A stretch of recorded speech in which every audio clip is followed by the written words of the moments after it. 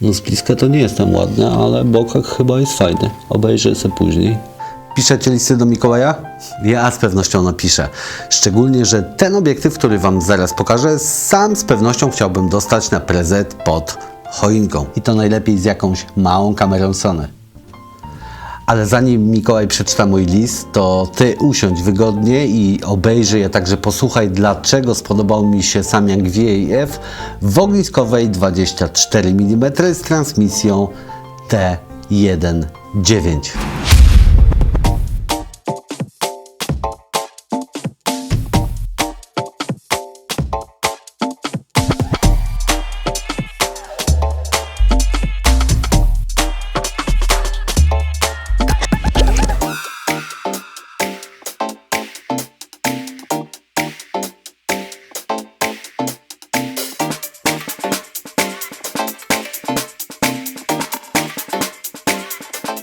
Przed nami jeszcze szersze możliwości kreowania obrazu filmowego. Szersze chociażby dlatego, że w ręku trzymam kolejny obiektyw z serii Samyang VAF, czyli takiej do filmowania, ale tym razem o bardziej uniwersalnej ogniskowej. Witaj 24. Jak pamiętacie z poprzedniego odcinka, miałem już okazję filmować obiektywem serii Samyang VAF. Była to 75, którą trzymam w dłoni. Aby nie dublować materiału, w tym filmie ominę trochę aspektów o serii, opowiem głównie i pokażę obrazki z samej 24. Chociaż są pewne fakty, które będę chciał przypomnieć dla tych, którzy nie chcą albo nie mogli obejrzeć pierwszego odcinka. 24 jest obecnie najszerszym obiektywem serii Samyang VAF. Będzie co prawda jeszcze 20, ale w przyszłym roku w czwartym kwartale. Tak jak pozostałe obiektywy z serii, ten również waży 280 gramów i ma wymiar 72 mm na 72 mm. Tam z drobnym kawałkiem. Ma także 9 listków przysłony, a także programowalne dodatki jak przycisk funkcyjny oraz tryby Mode 1, Mode 2. Wspomniana identyczność wszystkich obiektywów z serii Samyang VAF ma swoje plusy. Chociażby takie, że nie musimy powtórnie balansować gimbala po wymianie obiektywu, czy też rekonfigurować riga. Jednym słowem zmieniamy obiektyw i wszystko zostaje w tych samych miejscach, ma taką samą wagę.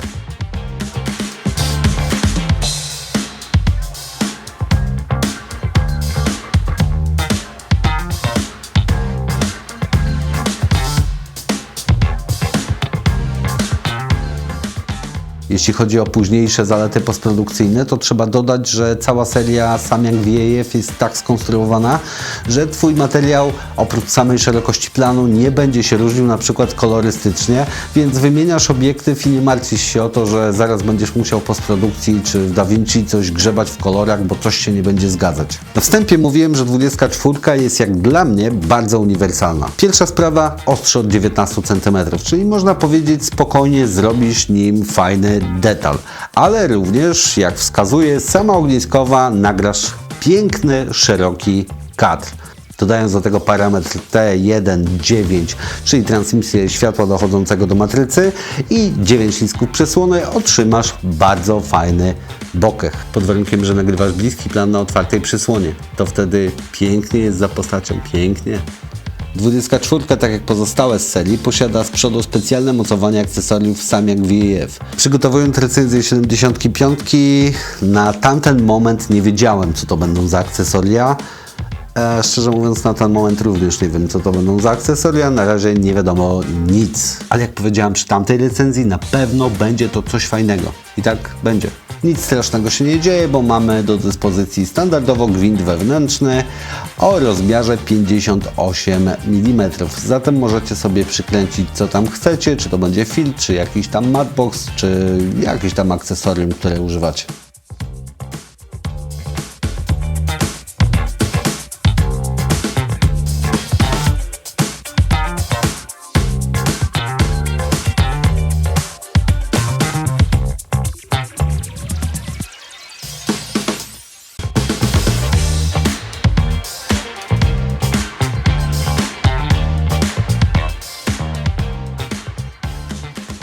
Teraz płynnie przejdę do jedynego pierścienia, jaki jest w tym obiektywie. Z reguły filmowe obiektywy, jak wiecie, posiadają dwa pierścienie. Tutaj mamy tylko jeden. Jeden, bo to obiektywy z autofokusem. Obiektywy posiadają wbudowany silnik liniowy Samyang STM, który wspólnie z aparatem lub oczywiście kamerą zadba za nas o ustawienie ostrości. I to do tego, co ważne, zrobi po cichu. Jednak jakby ktoś chciał pracować manualnie, to ustawiając odpowiedni tryb w aparacie lub kamerze oczywiście, może to bez problemu zrobić. Wspomniany pierścień cechuje się także dobrą współpracą z follow focusem. Mimo tego, że zębatka nie jest tak wystająca, świetnie follow focus tutaj sobie z tym radzi, nie ma żadnych poślizgów, ogólnie jest ok. Jeśli chcielibyśmy, aby pierścień odpowiadał za zmianę przysłony, wystarczy przełączyć tryb pracy specjalnym przełącznikiem wbudowany po lewej stronie obiektywu. Ogólnie to jeszcze dodam, jakby ktoś chciał pozmieniać sobie te funkcje, czyli Mode 1, Mode 2 i przełącznik funkcyjny, to oczywiście może to zrobić za pośrednictwem stacji dokującej Samyanga. Przyszła teraz chwila na aspekty techniczne. Wszystkie obiektywy w serii, jak i oczywiście testowana 24, pracuje z pełnoklatkowymi aparatami i kamerami Sony wyposażone w mocowanie FE. Oczywiście te obiektywy mogą współpracować również z aparatami i kamerami niepełnoklatkowymi, czyli takimi mającymi mocowanie E. Ja akurat miałem do dyspozycji aparat niepełnoklatkowy Sony A6600. Oczywiście zdaję sobie sprawę, że straciłem na jakości, jak i na szerokości kadru, bo przy pełnej klatce kąt widzenia wynosi 83,7 stopni, a w Super 35 mm tylko 69 stopni. Niemniej jednak, jak widać po testowych ujęciach, nawet z gorszym sprzętem ten obiektyw potrafi zrobić kawał dobrej roboty.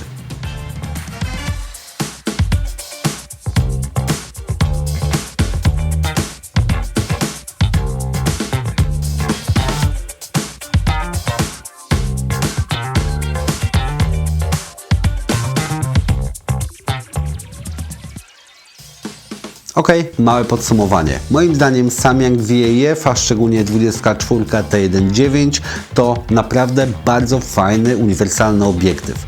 Mając jeszcze dodatkowo aparat niepełnoklatkowy, czyli taki, który troszkę zwęża, te 24 mm będzie naprawdę bardzo fajną ogniskową. Możecie z nim biegać na gimbalu, mamy autofokus, więc nie musimy się przejmować o to, czy tam sami wyostrzymy, czy nie wyostrzymy, czy utrzymujemy, załóżmy ten sam ciągle dystans. Sprawdzi się, myślę, też na spacerach, a patrząc tak na komercyjne realizacje, jakieś tam nieco mniejsze, spokojnie tym jednym obiektywem ogracie cały materiał. I plany bliskie, i jakieś detale, jak również szerokie plany. Myślę, że bez problemu jakąś taką realizację, relację jesteście w stanie właśnie tym obiektywem zrobić. Muszę też powiedzieć o tym, że ten obiektyw jest pierwszym obiektywem, który był w stanie poradzić sobie z moją ścianą i coś stworzyć tam z tyłu. Ok, na tym kończę, ale muszę też dodać jeden bardzo ważny fakt. Cały ten materiał został nagrany właśnie 24 T1.9.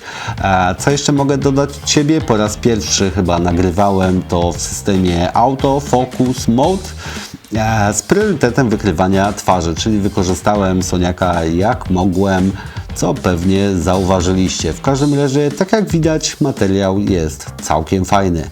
Moi drodzy, jeszcze taki dodatek antenowy ode mnie i od tego kolegi tutaj z boku. Z uwagi na zbliżające się święta chciałbym Wam naprawdę gorąco życzyć wszystkiego dobrego, żebyście pod choinką, ale i nie tylko w całym przyszłym roku mieli wiele prezentów, żebyście mieli wiele wspaniałych chwil, które Was radują, które Was uczą, żebyście mieli bardzo wiele fajnych planów, czy też fotograficznych, czy też filmowych.